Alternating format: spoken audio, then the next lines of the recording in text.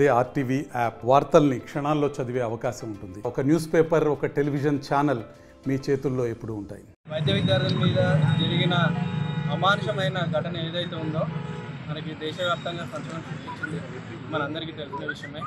అయితే ఇవాళ వైద్యులుగా మేము దేశం అంతటా కూడా కేవలం అత్యవసర సేవలు మాత్రమే, ఎమర్జెన్సీ సర్జరీస్ మాత్రమే తీసుకుంటూ, ఇది ఒక స్ట్రైక్ కానీ బంద్ కానీ కాదండి.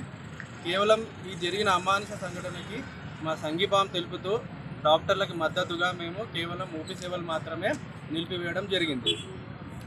తర్వాత మనము ఎప్పటి నుంచో ఎన్నో సంవత్సరాలుగా చూస్తూనే ఉన్నాము, డాక్టర్ల మీద ఏదో ఒక విధంగా అటాక్స్ అనేటివి జరుగుతూనే ఉన్నాయి. అందరూ గుర్తించాల్సిన విషయం ఏంటంటే డాక్టర్లు కూడా మనుషులే, మనందరము మనుషులే. మానవత్వం అనేది మర్చిపోకుండా ఒక విషయం గుర్తించాలి.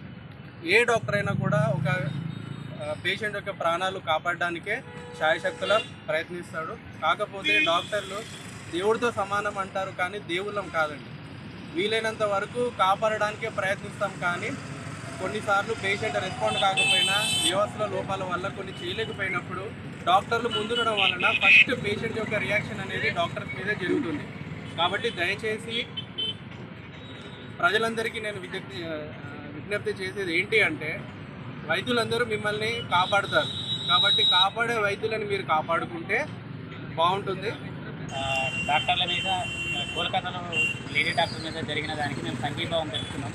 ఈరోజు మేము ఓన్లీ ఓపీ సేవలు మాత్రమే చూడట్లేదు, ఎమర్జెన్సీ సేవలు అన్నీ చూస్తున్నాం. ఏంటంటే డాక్టర్లు రక్షించే వాళ్ళని మీరు ఇలా శిక్షించద్దు, రక్షించే వాళ్ళని రక్షించాలి. కోల్కతా డాక్టర్కు తగిన న్యాయం జరిగే వరకు మేము ఇలా పోరాటం చేస్తూనే ఉంటాం. ధన్యవాదాలు. మరిన్ని వీడియోస్ కోసం ఛానల్ ని సబ్స్క్రైబ్ చేయండి, లేటెస్ట్ అప్డేట్స్ కోసం వాట్సాప్ ఛానల్ ని ఫాలో చేయండి, అండ్ లింక్ డిస్క్రిప్షన్ లో ఉంది.